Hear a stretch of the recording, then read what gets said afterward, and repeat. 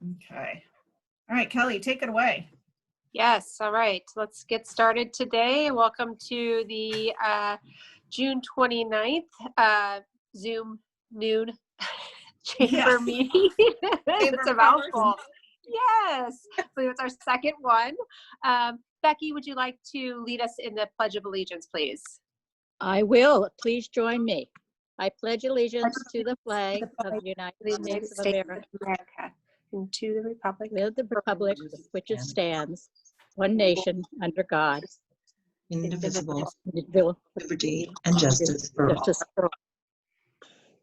Thank you, Becky. Do we have any introductions of members or new guests today? Everybody looks familiar. No? All right. Merritt, do you have any announcements or anything to report from the city?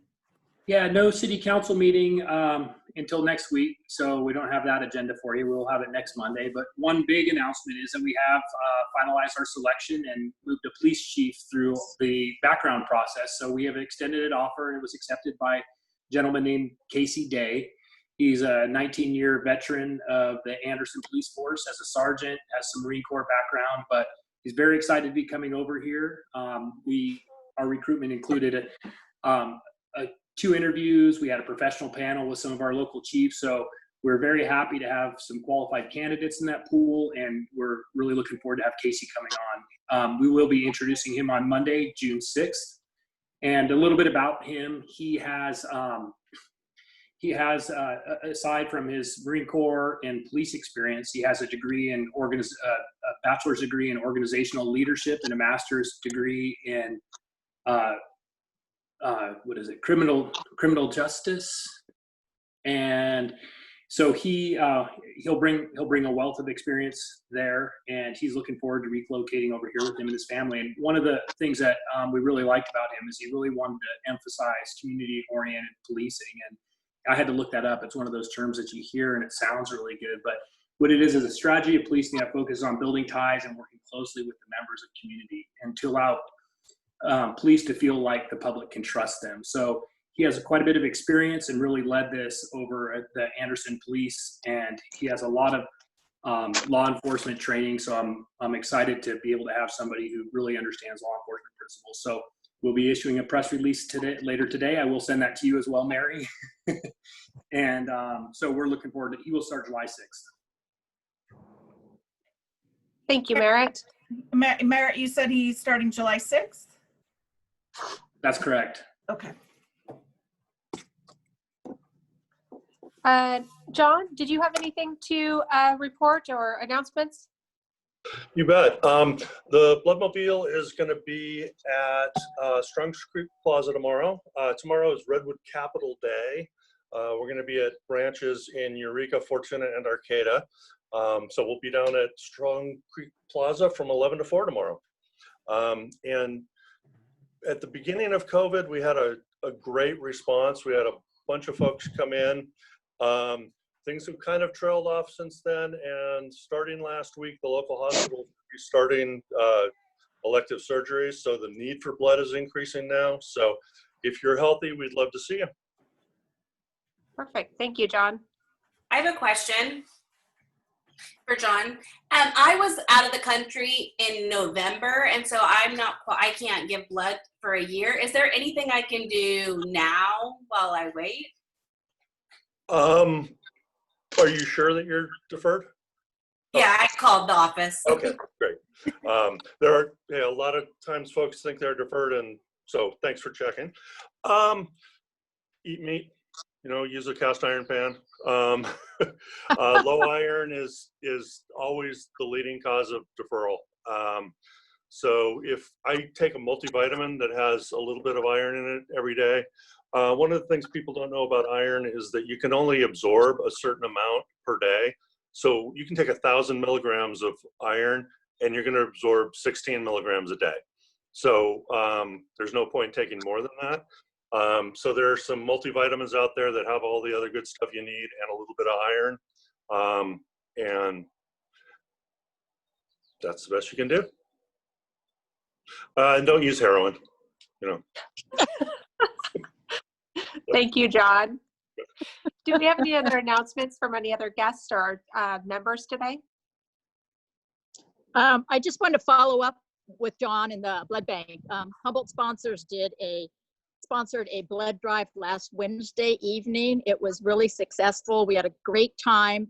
The staff there is awesome and made it fun. And we got a lot of our members out and other community members. So I just applaud the staff for doing such a great job. And if you couldn't donate last week, go to the blood drive tomorrow. It'd be great. Great. Thanks, Becky. Yeah, that was a great drive. And our in-house drives are neat because we're doing social distancing and only letting a certain number of people in at a time. And we've moved the chairs apart and all, but it's still kind of a social thing. So if you've been locked down at home, coming by the bloodmobile or the blood bank is fun. Thank you, John. Any other members with any announcements? I just have a question regarding the fireworks and then the flags. Are the flags going out on the 3rd and the 4th? No, just the 4th this year. Thank you, Becky. All right, if there's no other announcements, I'll turn it over to Renee for some chamber updates. Thanks. Becky, who's putting out the flags this year? For July 4th is Noon Rotary, right, Noon Diana? Rotary, okay. Great, perfect. I had that on my list, but now I can cross it off. I just wanted to announce that the winners of our Operation Celebrate Window Decorating Contest are in. Cornerstone Realty was our top winner. They had the most votes, followed by Green's Pharmacy and Humboldt Equity. So all 30 students that were featured in those windows will each get a prize based on, first, second, and third place. We got a bunch of donations from local merchants. Amy Wilson at Wild Cactus Clothing is creating some special 2020 t-shirts just for the winners. So we have some great things. So I'll have to figure out how I get them to the students during the summer and COVID-19 and being closed, but they'll be safely stored in the office until then. Regarding the fireworks, I did put in the newsletter today that they are going forward. There will be no gatherings, no festival, no get together, and it's currently an undisclosed location, but we'll be somewhere within this Fortuna city limits. So find a good spot if you can't see it from your house. If you got too many trees, probably the Boulevard is a good bet. And that'll be at 10 o'clock on Friday, July 3rd. Let's see. And then as far as the chamber office, I'm hoping to reopen on the 6th. I have to get some safety shields and things in place that I haven't acquired as of yet, and some signage for the floor. So we may have to push that back a week, but we'll be opening up here pretty soon, at least for limited hours, maybe not the whole time, since it's largely a visitor center and we don't have a whole bunch of tourists at this point coming in yet, but I assume we will be. Becky, do you have any rodeo, or Mary, any rodeo info? Are we still waiting?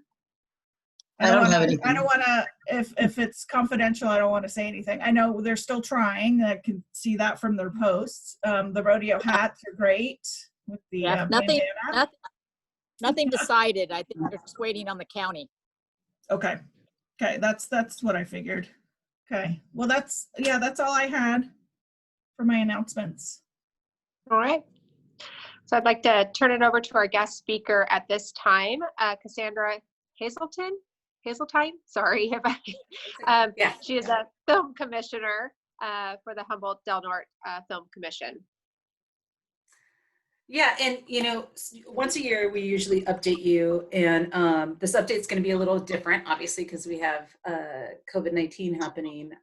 So things have been definitely different for us this year. But so I'm going to basically kind of take you through what happened pre-COVID, what was happening during the 3 months that we were like sheltering in place and didn't have filming, and then kind of where we are now with opening up with filming. Because the thing we want is the community to feel safe while we are allowing filming again in the Redwood region. So I'm excited to share this with you. Please share with others if anybody brings it up, because we know that could be kind of scary to have productions be coming to our area. So go ahead and go to the next slide. And the next slide you guys have seen, I always show it exactly every time. And again, it's just a reminder what we were doing. And now we are doing so much more because we are basically in charge of all productions. And I'll explain more of that in a bit. But we, as you know, are the liaison between productions and the county. And I have two counties, Humboldt and Del Norte. We market the area for filming. We assist productions when they're here with every aspect of it. And we promote film tourism. And we're required to do this free of charge. So if you can imagine, our budget has taken a huge hit because our budget comes from the TOTs in most cases. And so with people not staying in hotels, that tax has gone down. And go to the next slide, please.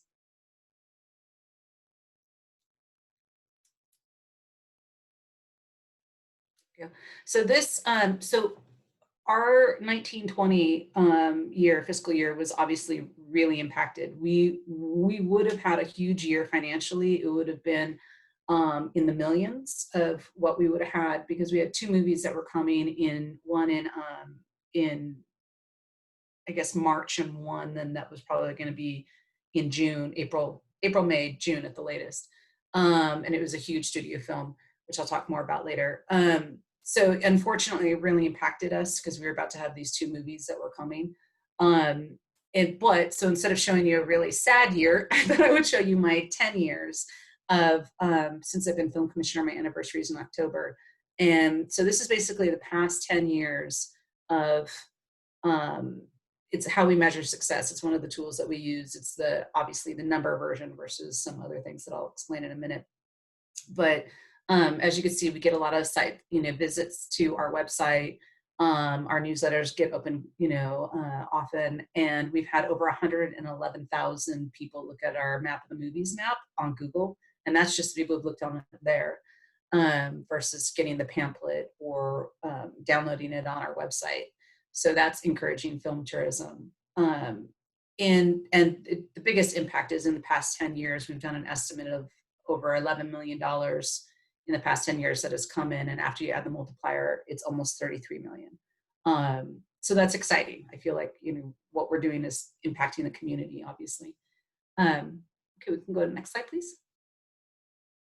One thing that was really exciting this year for us is we were nominated. So LMGI stands for Location Managers Guild International. And they put on an award show where they nominate and give awards to the best location manager. That's who we work with. That's who usually first gets the idea of where should they go film, checks it out, shows the director, producer, and then once it's decided, then that's the person who also comes up with the logistics. So they do the art part of it first, and then they do the logistics of where are they parking, where are they putting their crew, where's all of those things happening. So they do this award show for around the world. It's an international show. Location managers and teams for TV, feature films, commercials, printouts, all of that are nominated and awarded. They have one category called Most Outstanding Film Commissioner. And we were nominated and made finalists. We were one of 5 this last year. So we got to go to the award show. We didn't win, but we were really excited to be one of 5. And one of my really good dear friends from New Zealand won. It's kind of hard to beat New Zealand. So, and that's the gentleman standing next to me. I guess if you're looking at the photo on the right is the New Zealand winner. And then on the left is my assistant, Nate. So yeah, we were really happy to be recognized on such a world level. Can we go to the next slide, please? And then a couple months later is the award show that we do for California on Location Awards. And this is actually put on by Flix, the film liaisons in California. Basically film commissioners throughout California put this on. And we, our county received 2 awards. One, Debbie, who retired from Humboldt County, and she was in charge of doing permitting. So she got Best Employee, County Employee. And then we had a Jeep ad that came and redeemed us on Moonstone Beach and didn't get their car stuck in the ocean. So that was great. And so we nominated them and they won an award the location manager for that. So neither one of them were there to accept it. So we accepted the awards for them at the time, but it was nice award season for the Film Commission. Go ahead and go to the next slide. So as I said, pre-COVID, we were excited. We have had, usually we have maybe one indie feature film a year, maybe one big studio film every 5 years. And that's starting to get, as the California tax incentive has grown, we're starting to get things more often. So it was really exciting when we had an indie with 2 major stars coming. They were actually in their hotel room, ready to make the movie in the next couple of weeks when all of this happened. And the studio feature film had decided to shoot the entire movie here, which never happens. Usually it's 5 days, maybe 10 days at the most. They were going to shoot the entire movie here. They needed like 100 extras. And it's a huge studio film, Warner Brothers, and it was based on a famous book. So we were super excited, and then all of this happened. And so, you know, in our case, there was a good chance that we lost huge millions of dollars during that time. Go ahead and go to the next slide. And I'll come back to then what are we doing now and what's happening now with productions. So while we were waiting and we were like, okay, well, we're closed. We can't work on those movies. We have to wait and find out what the state of California is going to decide to do, what the industry is going to do. How are they going to go back to filming in the next year? You know, are they going to wait for everything to, you know, the vaccine? What was, you know, going to happen? So while we were waiting for that, we had plenty of other things to do. Like we're redoing our website and collecting photos of locations, and there's a lot of other things. But one of the things that we decided to do this year is we hired actor Kevin Thompson. He played an Ewok in Return of the Jedi. And we hired him on May 4th, May the Force be with you, to do a live Facebook Live event. And it was great. We had over, I think it was 4,800 people view it. And it's just, again, encouraging film tourism. So, you know, that is when people come to the area and want to see where Return of the Jedi filmed, or want to see where Lost World filmed, or where E.T. filmed. And so sometimes that can bring in more money than the filming itself. So we also have the map, as you are all aware of. And one of the other things we decided to do is to focus on making an app for the map. So even though Google Maps, it's been viewed over 100,000 times on there, and the state parks tell us it's the #1 brochure that they run out of first and is the most popular. And hotels are starting to tell us pre-COVID that people are staying an extra day, and because the hotels also have the brochure and pass it out, that they're doing this self-guided tour. So we decided to create an app that could be on their phone and it could be offline. So if they're out in the middle of the forest, it still operates and works. And this would then allow them to have the map on their phone. So that's the other thing that we're working on. Go ahead to the next slide, please. And so another thing that we came up with during this downtime for us was we realized we have about 5 or 6 experts that actually live in Humboldt County now. We have a couple people who worked on Saturday Night Live that moved here in February. They're a married couple. And we also have a second unit director who works pretty much just with Alexander Payne. So he made Sideways, the movie Descendants with George Clooney, Nebraska. So he is now in town. We have a producer from Lionsgate, an editor now who does interviews. He edits interviews from around the world. So we have all these people, a location manager who works on House, or worked on House in 13 Reasons Why, and she does a lot of television shows. So we had all these experts, and we were on a call together, and they said, you know, what if you launch a Meet the Experts series where our locals could find out what it's like to, for that job, as well as what does it entail for experts to be doing it, but also how could someone locally get into it, and what are things that they need to know. And so we launched it. Well, we haven't put out, Wednesday we'll put out the first interview, but we filmed the first interview last week, and it was this gentleman, Elon Soltis, and he does visual effects for all kinds of TV shows. So that was really exciting. And he was really great about talking to people who might just, you know, be cooped up in their house and go, hey, I'm interested in visual effects. How do I get into that? And he really, gives a really nice description of things, easy things that you could do to make it so that it was doable, not something that you had to go get a degree in, or something very complicated. So it was really nice. So I think the series is going to be great. We have about 12 people. So half of them live here. The other half are in LA that have agreed to do it. They're friends of some of these people that they were able to rope in. And it's just, I think it's going to be a great series that we'll put up on YouTube and then on our social media. Go ahead and go to the next slide, please. So who wants to come now? So we've been working on all those things, plus a lot of other things that we've been doing, cleaning house, for the Film Commission. But now that the state of California said, okay, you can actually be open as long as you follow some guidelines, which I'll go over in a minute. So once we worked on those guidelines, we have 2 small projects that want to come in July, and we're working really hard with those guys, and they're kind of our first guinea pig, and luckily they're small. So it's really nice for us to kind of test out with the health department, public health department. Can we actually do that? Sorry, that phone never rings. And I don't even know how to stop it. So it's gonna ring. It's hidden way back there. So I also have 2 indie feature films that are interested in coming in August. And then I have another indie feature film with a famous Sundance director that wants to come in September.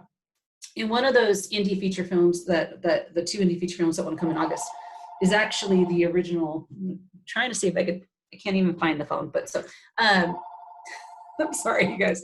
So is one of the original indie feature films. So luckily they will be coming back. The original studio film, because of what they needed to do with 100 people gathered, probably can't make it right now. But interesting enough, that studio feature film talked to a different studio feature film that now wants to come. So that is great. So they talked to each other, which was really great. And he recommended coming to us because they don't want to fly to Massachusetts now. They want to stay in California to make the movie because of everything that's going on. So we have all of these. We might have 1 or 2 movies a year. We've never had 4 that all want to film in 3 months. And so if we are able to do it safely, and if filming can stay open, could possibly be our biggest year in filming as far as the economic boost that could happen. Now, just having these movies here without having to also be in charge of the COVID part of it is a crazy amount of work, is all of these projects to do in 3 months. But now let me tell you how we're protecting you and what else I have to do. So if you can go to the next slide. So yes, we're open for film. And here is how we're going to protect the community while we help boost the economy. Okay, so the goal is obviously first public health. I would never want to compromise that. I would never want to bring productions here, just for money or for status or anything like that. Obviously, I live here too. I know so many of you throughout, both counties that it would be devastating if anything were to happen. And these people have also been out of work for 3 months. They don't want to travel, get sick, and go home and take it back to their family, and or have to be let go from a project because they also got it. So they're coming with that mindset. We have the mindset of obviously none of us want it spread around our community or have outsiders bring it in, but we do know that we need to do something about our economy. So it's a delicate balance. So what the state of California decided was that they followed what is called the white paper, and it was put out by LA studios and unions and LA Health Department. And they came up with 22 pages of protocols of safety measures that you could do. So for instance, makeup, no sharing brushes on 2 different actors. Each actor has their own brush in a bag and it's labeled. Working in pods. So if you have a crew of 100, you don't have 100 people standing in a room together. They work in pods. They might even have colored bracelets. Art department can go in the house that they're filming in, and then everybody else has to leave. And just 10 people can go in, do it, wipe it down, walk out. Of course, the whole time they're wearing masks, gloves, hand sanitizing. And then the camera department can go back in as soon as the art department has cleared. So they've estimated it's 20 to 40% more work, as well as 20 to 40% more in their budget. But they're realizing it's what has to be done if they're going to get back to work and start creating more content.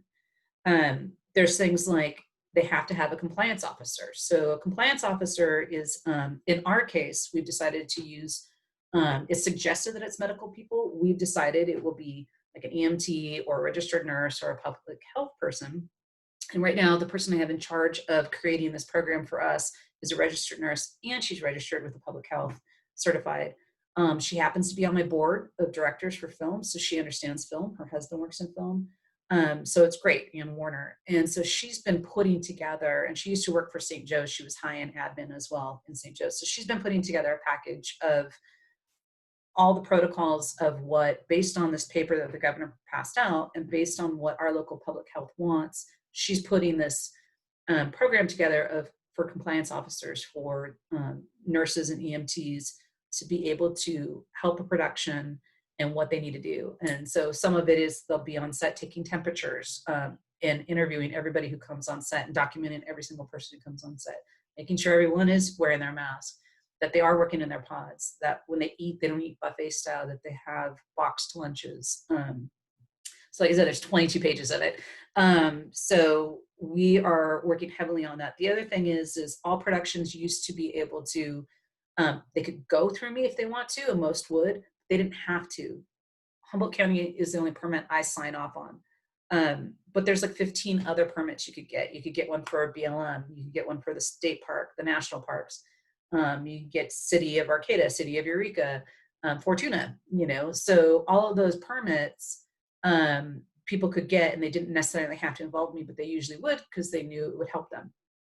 No one can pull a permit now without going through my office and signing off on our COVID-19 protocol and telling us who their compliance officer is, who they're hiring, and more likely it'll be someone that we're suggesting that's trained through us. And then they are allowed to go to the different permit agencies once I have that paper and can show them that we have it signed off and that they've gone through the program. So we are now in charge, our office now is in charge of both counties for every single permit ever pulled during this time. So it's going to be a lot of work, but I feel better about, if I'm going to encourage productions to come here, that it's the same exact protocol, same people running everybody through the same exact formula, so that there's no misunderstandings or offices doing it slightly different. So it's a big thing, but I think if we can do it safely, like with these two smaller projects that'll be coming in July, I think that's going to tell us a lot for some of these bigger projects that want to come. And we, are, what's the word? Something optimistic. What is it, like? Not scarily optimistic, but whatever it is, that's what I am. So yeah, that's pretty much where we're at, and so I'm open to any questions that anybody may have in regards to safety and public health, and if I'm sleeping at night, things like that.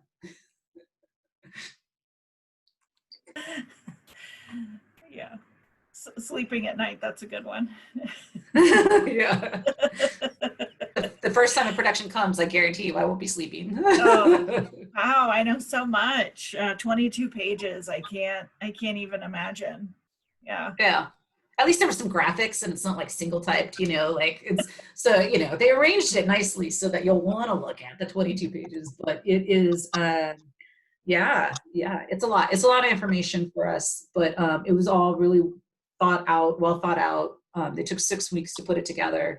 And our public health liked it. There was only like 3 other bullets we had to add that were specific to us. So some of that I will say really quickly is, for instance, everybody has to be tested every 2 weeks. So they have to be tested to enter the county. They have to be tested if they stay longer than 14 days. And the public health will know about these tests because they're actually going to allow them to purchase tests and go through their lab so that it's a quicker turnaround, so that we'll know in 24 hours that the crew is still safe and the cast. And then if anybody does start to get sick, they won't have them possibly leave the area and go to beds down south, like in San Francisco or something, so that they're not impacting our beds. So it'll be a work in progress, and Heather from Public Health and I have each other's cell and text and everything, and she's very accommodating and like telling me, yes, please reach out at any point. So we've become best friends. and so yeah, so we're doing a lot to make sure that this is as safe as possible. So then when you have people acting together, obviously they're not going to be wearing a face mask. So is that a special exclusion that's written into it? Yes, they're allowed obviously not to have their mask. They're going to be treated slightly different, quarantined a little bit more, protected a little bit more as well. So that way they don't get it and then give it because they don't have their masks on. And most of these people, especially probably actors in that case, when I've talked to like the big studio films, they're basically going to be in their hotel or on set and not be normal tourists, you know, and going anywhere. And specifically the actors, the big studio film was talking about, even if he tests them before he brings them up, quarantining them for 14 days before letting them go anywhere or do anything, you know, even going to set. So there's a lot of thought going into all those details, you know, for sure. And the sheriff, he had a good point. Billy was saying that a big reason why he was pro us opening for film is, he said, with tourism opening, people are going to be traveling and doing it regardless. So he'd rather be ahead of it and have these rules and restrictions on these people than having people go just coming up and doing it, you know, and especially with our county being so vast, you know, they can go film in the woods somewhere and we might not know that, but then they're going to stay in the hotels and do things and not follow the same kind of protocols that we would give them. For instance, the hotels too, we're asking that they stay, either get a whole floor, a whole hotel, or a section and sectioned off and try not to mingle with other tourists. So lots of detail.